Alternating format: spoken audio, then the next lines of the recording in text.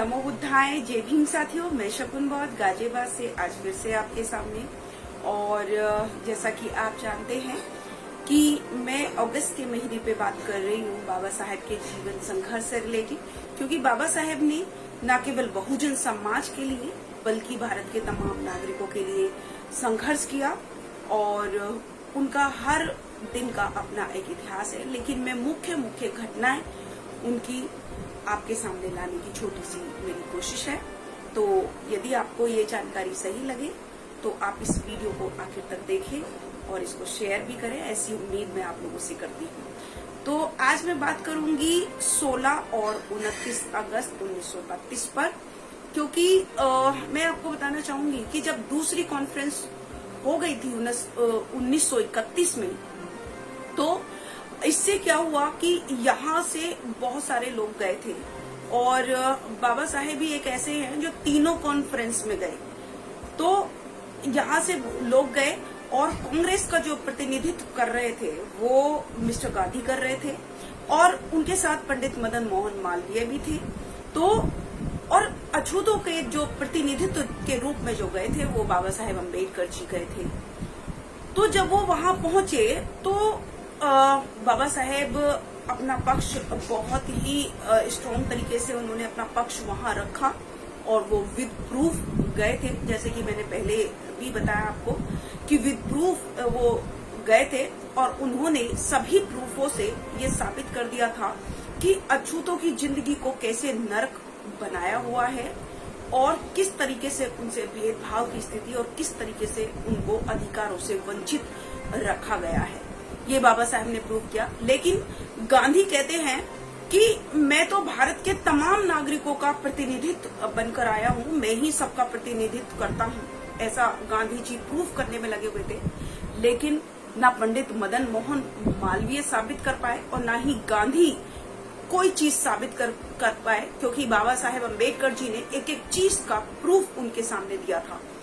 और जब ये बोल रहे थे कि ये सभी का यानी कि अछूतों का प्रतिनिधित्व भी ये है, तो भारत से बहुत सारे लेटर जो है इंग्लैंड पहुंचे और जिसमें लिखा था कि बाबा साहेब अम्बेडकर ही हमारे प्रतिनिधित्व के रूप में आपके यहाँ पर आए हुए हैं और वो ही हमारे मसीहा हैं।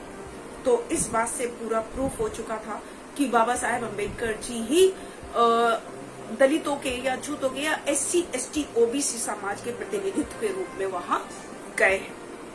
तो काफी बहस चलने के बाद, काफी चीजों को होने के बाद गांधी कोई चीज को प्रूफ नहीं कर पाए और बाबा साहेब की बात जो है बाबा साहेब ने विद प्रूफ अपनी बात को सिद्ध कर दिया।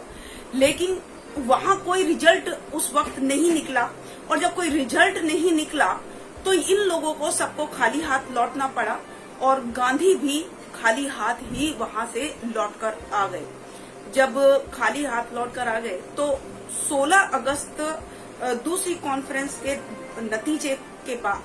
नतीजा हम इसको कह सकते हैं, क्योंकि जो कॉन्फ्रेंस थी वो राजा जो वहां का था इंग्लैंड का जॉर्ज पंचम और राम से मैकडोनल्ड की अध्यक्षता में ये कॉन्फ्रेंस हो रही थी। तो राम से मैकडोनल्ड ने क्योंकि वो भारत के जो लोगों को बहुत मतलब उसको लगता था कि मैं इनका दोस्त हूँ, इस तरीके से वो समझता था और वो चाहता था कि सबको बराबर का अधिकार मिले। इसलिए उसने एक कम्युनल अवार्ड की घोषणा कर दी 16 अगस्त 1932 को। 16 अगस्त 1932 को जब घोषणा कर दी और 29 अगस्त 1932 में ये कम्युनल अवार्ड या पुरस्कार मिला। और इसमें था क्या? इसमें था क्योंकि ये बाबा साहेब की बहुत बड़ी जीत थी। उनको लग रहा था कि मेरा जो संघर्ष है, जो मैंने मेहनत की है और उनके साथ जो बहुत सारे लोग और भी थे, तो वो सब लोगों की एक जीत के रूप में ये कम्युनल अवार्ड था।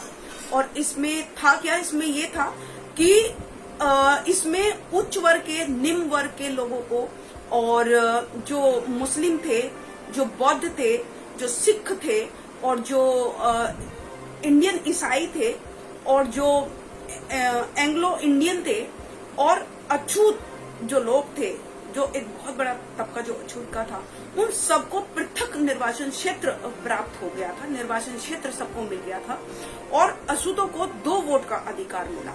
2 वोट का अधिकार यानी कि उसमें 78 सीट जो है इनको आरक्षित मिली।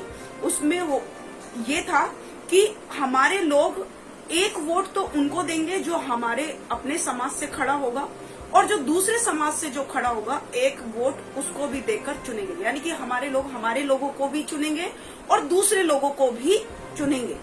ये कम्युनल अवार्ड के रूप में था और इसके साथ और भी बहुत सारे शिक्षा का और सार्वजनिक सड़कों पर और भी बहुत सारे इसके साथ अधिकार मिले, लेकिन सबसे बड़ा जो अधिकार था वो 2 वोट का अधिकार इसमें मिला। और जब 2 वोट का अधिकार मिल गया तो इससे सभी तिलमिला गए और सबसे ज्यादा गांधी तिलमिला गया कि ऐसा नहीं हो सकता। और इनके बस इन्होंने यही एक इनकी कहावत है कि वही कहावत इन्होंने बोलना शुरू किया और उसी के तहत इन्होंने काम करना भी शुरू किया कि एक कहावत है इनकी कि रामचंद्र के गए सिया से ऐसा कलयुग आएगा और हंस चुगेगा दाना और कौवा मोती खाएगा। तो इन कौवों को मतलब इस कहावत के रूप में कि हम इनको मोती खाने नहीं देंगे और इसीलिए इन्होंने बड़ा कड़ा विरोध इसका किया और विरोध भी ऐसा किया कि यहाँ तक कि वो यरवदा जेल में ही गांधी मरणों अनशन करने बैठ गया, यानी कि भूख हड़ताल पर बैठ गया था। लेकिन इसकी बात हम बाद में करेंगे क्योंकि ये पूना पैक्ट के रूप में ये साबित हुआ। इस पूना पैक्ट के द्वारा इस कम्युनल अवार्ड के अधिकार को छीन लिया था इन्होंने, तो इसके बारे में हम सितंबर में बात करेंगे। लेकिन अभी मैं ये कहना चाहती हूँ कि जब बाबा साहेब को ये अधिकार मिल गया था तो गांधी ने सबसे ज्यादा विरोध किया। वो उसने एक बात कही कि मैं मर जाऊंगा लेकिन इन अछूतों को ये अधिकार लेने नहीं दूंगा, ये उसके वर्ड थे। और बहुत सारे लोगों ने मतलब दंगे फसाद शुरू हो गए और काले झंडे दिखाए, बाबा साहेब को गद्दार कहा, जाने क्या क्या नहीं कहा बाबा साहेब को। तो मैं आपको सिर्फ इतना कहना चाहती हूँ कि बाबा साहेब ने इतना कड़ा प्रयास करके हमको तमाम अधिकार दिला दिए, लेकिन हमने भी तो उनको भुला दिया। यहाँ तक कि उनके खुद के समाज ने, बाबा साहेब के खुद के समाज ने उनको भुला दिया। मनुवादियों की तो मैं बात ही नहीं कर रही हूँ, हमारे खुद के समाज ने उनको भुला दिया क्योंकि बाबा साहेब ने हमको तमाम वो अधिकार दिए जिसके बलबूते पर आज हम अच्छी जिंदगी जी पा रहे हैं। आज हम राजनीति में भी हैं, आज हम IAS हैं, डॉक्टर हैं, PCS है, सब कुछ है। तो ये सब चीजें हैं, ये हमें किसी वसीयत मतलब उसमें नहीं मिली, ये हमारे पुरखों ने हमको नहीं दी, ये हमको बाबा साहेब की बदौलत मिली।